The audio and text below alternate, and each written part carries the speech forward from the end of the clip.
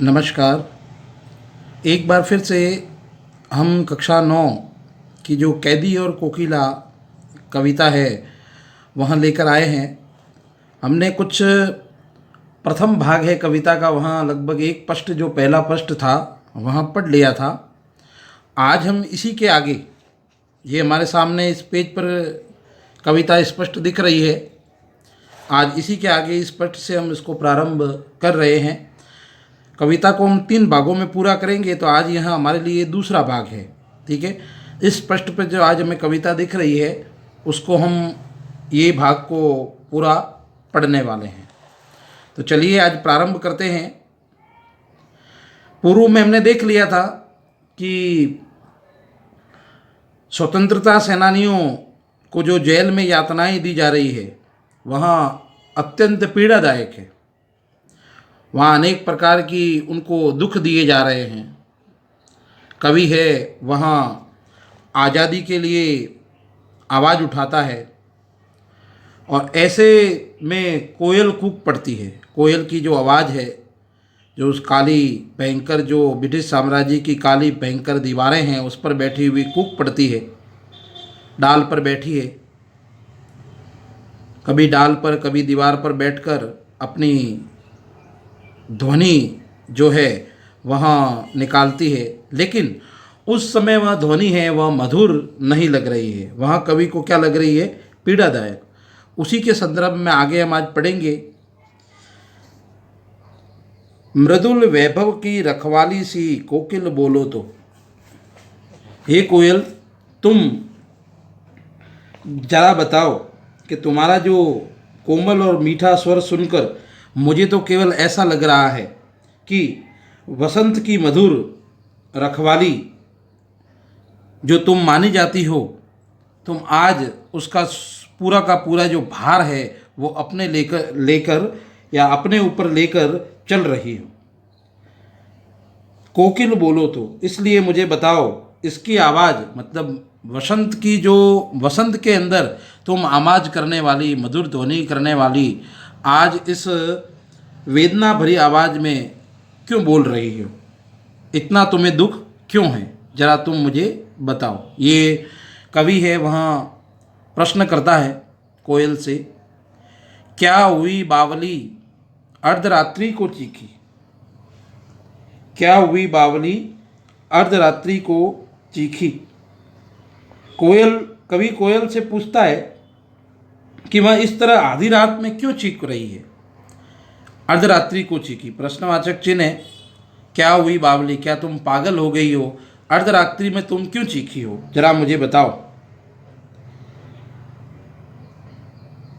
कोकिल बोलो तो, किस दावानल की ज्वालाएं हैं दिखी?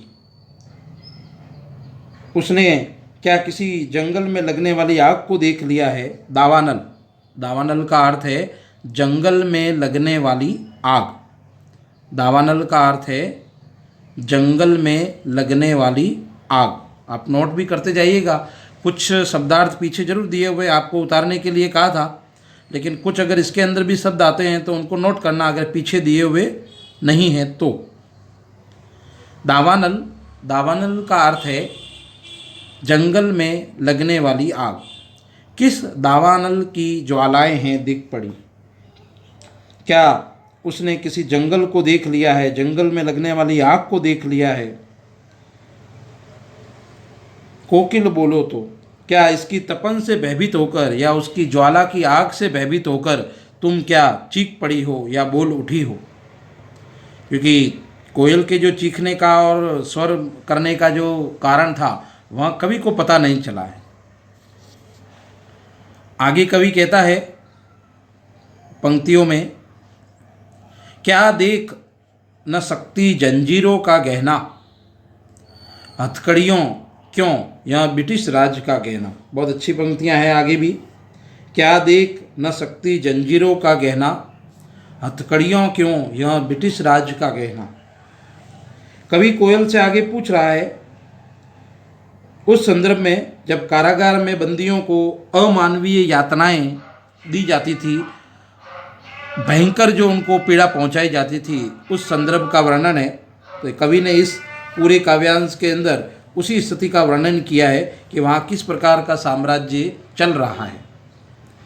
क्या देख न सकती जंजीरों का गहना, कवि कोयल से पूछ रहा है आगे की पंक्तियों में कि वह उसे जंजीरों में बंधा हुआ नहीं देख सकती, क्या इसी कारण वह रात में करुण स्वर में बोल रही है। क्या देख न सकती कि क्या तुम हम स्वतंत्रता सेनानियों को या मुझे जंजीरों में देख नहीं सकती हो, इसलिए तो तुम कहीं नहीं चीख पड़ी हो। कवि बार बार जानना चाहता है कि कोयल के कूक करने का या मधुर स्वर करने का, आवाज़ उठाने का या आवाज़ करने का क्या तात्पर्य है।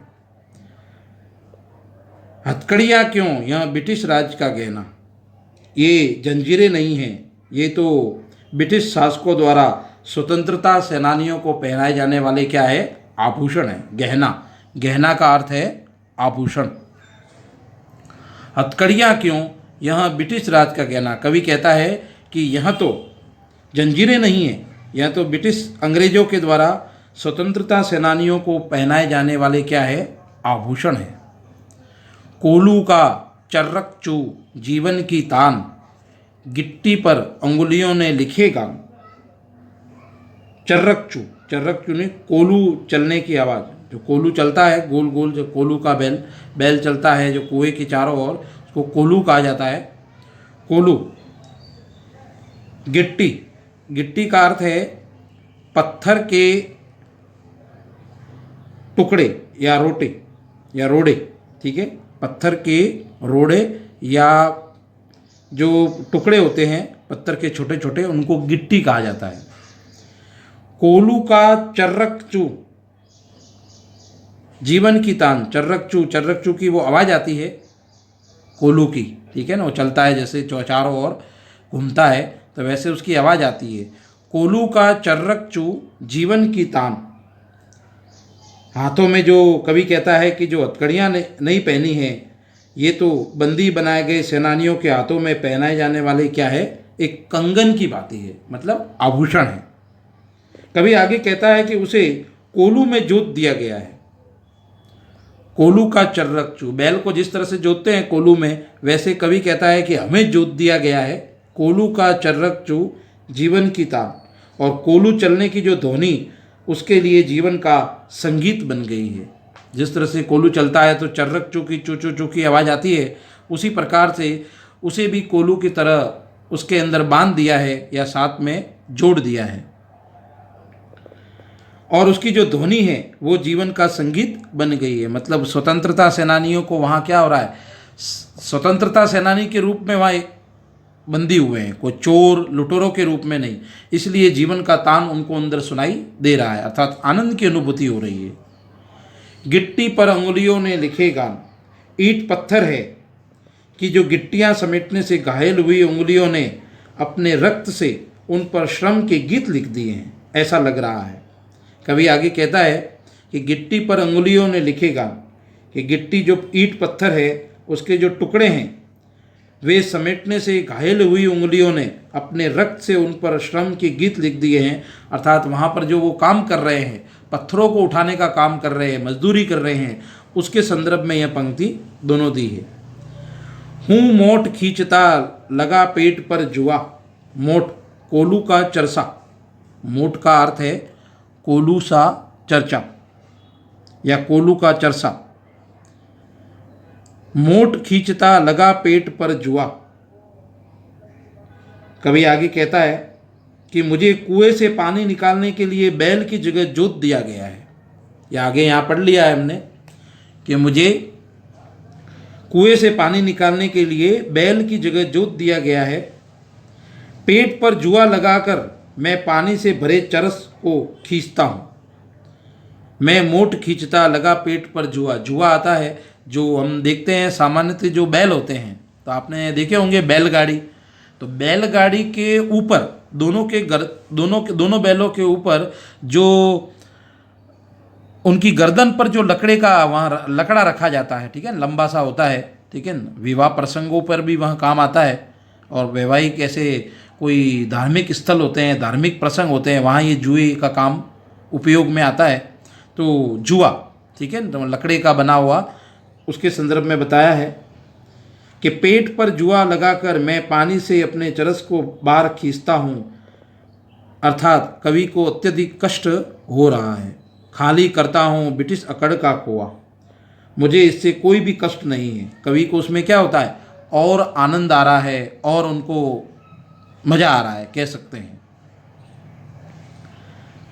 मैं तो पानी को खींच खींच कर इस ब्रिटिश शासकों के अहंकार के अकड़ के कुएं को क्या कर रहा हूँ, खाली कर रहा हूँ। दिन में करुणा क्यों जगे रुलाने वाली, इसलिए रात में गजब ढा रही आली। कवि कोयल से कहता है कि वह रात में इसलिए कूक रही है कि दिन में अपने करुण स्वर से लोगों को रुलाना नहीं चाहती, क्योंकि अगर दिन में बोलेगी तो लोगों को परिश्रम करना पड़ता है, मेहनत करनी पड़ती है, वहाँ पर पत्थरों को उठना पड़ता है, पत्थरों से लड़ना पड़ता है, ईंटों को उठाना पड़ता है। तो दिन में अगर बोलेगी तो कहीं वहाँ करुण स्वर के अंदर लोगों को रुला न दे, इसलिए वह रात में तुम बोल रही हो। यही कारण है कि वो रात को हुक भरी आवाज़ से बंदियों के हृदय को मर्माहत कर रही है, अर्थात उनको क्या कर रही है, उनके मर्म को समझने का प्रयास कर रही है। आली, आली शब्द आया है, आली यहाँ आया है किसके लिए, आली का मतलब सखी होता है। आली, आली का यहाँ आया है कोयल के लिए। इस शांत समय में अंधकार को भेद रो रही हो क्यों, कोकिल बोलो तो।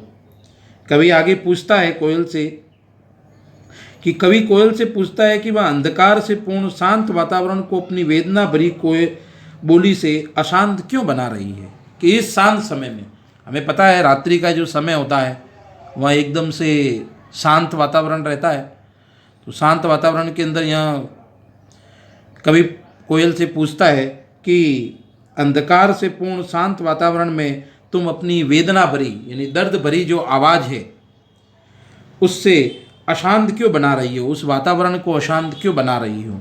कोकिल बोलो तो। चुपचाप मधुर विद्रोह बीज इस भांति बो रही हो क्यों, कोकिल बोलो तो। कि लगता है अपनी इस करुण बोली से वह बंदियों के हृदयों में विद्रोह की भावना जगाना चाहती है और कहती है कि तुम्हें मतलब क्रांतिकारियों को निरंतर निरंतर क्या करना है, संघर्ष करते रहना है। देखिए यहाँ पर इन पंक्तियों के अंदर चुपचाप मधुर विद्रोह बीज, ऐसा कवि को अनुभव लगता है कि शायद कोयल इसलिए कूक पड़ी है, इसलिए अपनी मधुर वाणी में बोल रही है, वेदना भरी आवाज़ में बोल रही है, ऊक रही है कि वह मानो करुण बोली से बंदी बने हुए स्वतंत्रता सेनानी हैं, उनके हृदयों में विद्रोह की भावना जगाना चाहती है। उनकी जो विद्रोह की भावना है वहाँ कहीं ठंडी ना पड़ जाए, इसलिए वह बार बार बोलकर जगाना चाहती है। कोकिल बोलो तो, अर्थात वह एक तरह से हमें क्या दे रही है, प्रेरणा देने का प्रयास कर रही है। उसे बंदियों पर हुए जो अत्याचार है वहाँ अच्छे नहीं लग रहे हैं, उससे देखे नहीं जा रहे हैं, इसलिए वह ब्रिटिश शासन के विरोध, कोयल भी देखिए एक पक्षी है, वो भी उनके साथ में क्या कर रहा है, तादात्म्य यानी सामंजस्य बिठाने का प्रयास कर रही है। तो ये एक हमने भाग पढ़ा है। देखिए आज मृदुल वैभव की यहाँ से लगाकर और यहाँ ये हमारे सामने है। आज हम इतना ही पढ़ेंगे इसको, आगे के क्लास के अंदर हम और भी इस वाले भाग को पूरा करेंगे। एक और भाग हमारे रहा है, ठीक है। ये देखिए इसमें चित्र भी दिए हुए हैं, जैसे कि ये चित्र हमारे सामने देख ही रहा है, कोयल का देखिए चित्र है। और इधर यहाँ देखें तो यहाँ देखिए एक स्वतंत्रता सेनानी का दृश्य कैसा होता है। यहाँ कवि का एक काल्पनिक चित्र है और उस काल्पनिक चित्र के अंदर थोड़ा यहाँ बताया गया है कि किस प्रकार से कवि कोयल की तरफ संकेत करते हुए उससे अपनी काल्पनिक और वेदना भरी आवाज़ के अंदर उससे कुछ कहना चाहता है।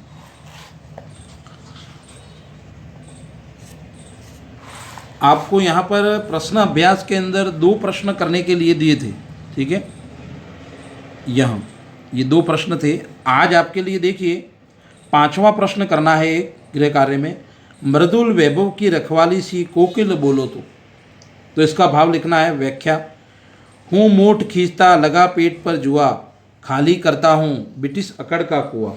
एक यह प्रश्न आपको अपनी कॉपी के अंदर करना है। तो ये एक तरह से 2 प्रश्न हो गए हैं, ठीक है।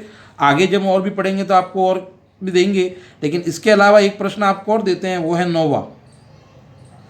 यह हथकड़ियों को गहना क्यों कहा गया है। तो ये 2 प्रश्न है जो आपकी जो गुरुवार की क्लास है, इस गुरुवार की क्लास के अंदर आपको करने हैं, ठीक है। 5वां और 9वां प्रश्न, एक बार 5वें और 9वें प्रश्न को मैं ठीक तरह से बता देता हूँ। हथकड़ियों को गहना क्यों कहा गया है। गहना उस आभूषण को कहते हैं जो हमारा क्या बढ़ाता है, गौरव और सौंदर्य बढ़ाता है, ये हमें ध्यान है, गहना, ठीक है। माखनलाल जो चतुर्वेदी है, कवि है, वहाँ क्रांतिकारी और उनके साथ वाले जितने भी थे वे स्वतंत्रता प्राप्ति के लिए संघर्ष करते हुए जेल के अंदर गए थे, ये हमें ध्यान है, इस कविता से हमें पता चल गया है। वह जेल को अपना प्रिय आवास समझते थे, रहने का, और हथकड़ियों को क्या समझते थे, गहना समझते थे, क्योंकि उन्हें गर्व होता था। इसलिए स्वतंत्रता सेनानी के महान उद्देश्य के लिए पहनी गई ये जो हथकड़ियाँ हैं, ये उनको क्या लग रही है, गहना लग रही है। देखिए, चोर लुटेरा पहनेगा तो उनको वहाँ गहना नहीं लगेगी, ठीक है ना, वो उनके लिए बेड़ियाँ हथकड़ियाँ ही रहेगी, लेकिन स्वतंत्रता सेनानी के लिए हथकड़ियाँ गहने के समान ही होती है। तो ये 5वां और 9वां प्रश्न आपको, इन दोनों को आपको अपनी कॉपी के अंदर करना है, ठीक है। तो आज के लिए इतना ही। आगे की हमारी जो क्लास आएगी उसके अंदर हमारे सामने यहाँ कविता दिख रही है, ठीक है। इस कविता को हम काली तू रजनी भी काली, यहाँ से ये कविता को पूरे स्पष्ट को पढ़ेंगे। ये यहाँ तक थोड़ी कविता दी है, तो अगले तीसरे भाग के अंदर पूरी हो जाएगी। आपको व्याख्या करने के लिए भी देंगे, अपनी कॉपी के अंदर एक व्याख्या आपको करनी होगी। बाकी कुछ प्रश्न भी है, तो वो प्रश्न के जो उत्तर है वो आपको अपनी कॉपी के अंदर लिखने हैं। एक बार जैसा समझ में आता है वैसा आपको उसको करना है कॉपी के अंदर। हो सकता है कुछ PDF फाइल भी आपके द्वारा आ सकती है, PDF जो पेज है वो भी आ सकते हैं प्रश्न उत्तर के रूप में, तो उनको भी एक बार नोट कर लिएगा। अगर वो आएंगे तो वीडियो के इस कंटेंट के साथ में ही आएंगे, ठीक है। तो आज के लिए इतना ही है। अगली और कक्षा के लिए जो हमारी टर्न आएगा उसके अंदर हम आगे की उस क्लास को पढ़ेंगे। तो आज के लिए इतना ही इस क्षितिज पुस्तक के अंदर। धन्यवाद।